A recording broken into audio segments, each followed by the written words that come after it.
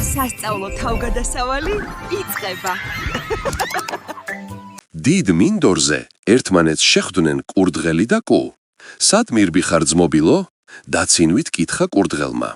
აი, იქ რომ გორაკი მოსჩანს, ანიშნა კუმ, მინდვრის ბოლოზე, ასე მითხრეს, გემრიელი საკვები იშოვებაო. თუ გინდა, ერთად წავიდეთ.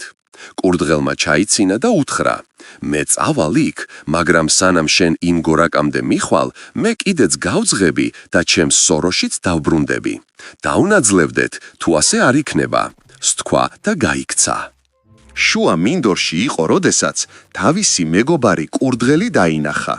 გაუხარდა და მასთან თამაში გადაწყვიტა.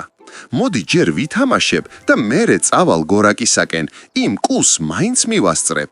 გაიფიქრა კურდღელმა. დაიწყო მეგობართან ერთად ნავარდი.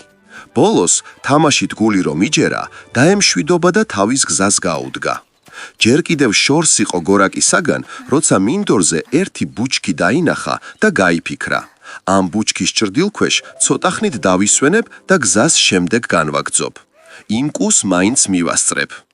ასეც მოიქცა, შეძვრა ბუჩქში, გაწვა მიწაზე და დაღლილს მალე ჩაეძინა.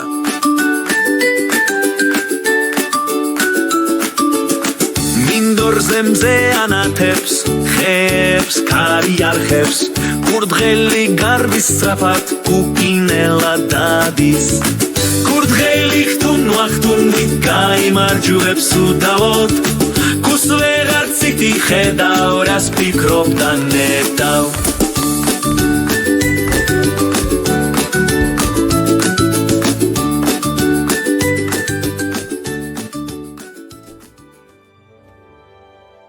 სანამ კურდღელს ეძინა, კუ თავის გზას განაგრძობდა. უძნელდებოდა სიარული, მაგრამ მაინც არსად შეჩერებულა და ნაბიჯი არ შეუნელებია.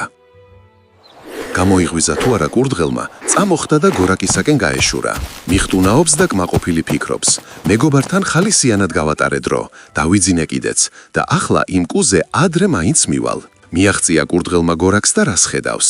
კუ უკვე იქაა, გამძღარა და გამობრუნებასაც აპირებს. ეს როგორ მოხდა, რომ ჩემზე ადრე მოხვედი, გაიკვირვა კურდღელმა.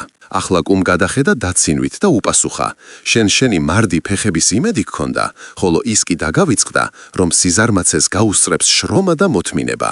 მიბძანდი, მიირთვი ბალახი, მე კი უნდა წავიდე, მეჩქარება, შინ მალე მინდა დავბრუნდე. ბავშვებო, არხის გამოწერა და ვიდეოს მოწონება არ დაგავიწყდეთ.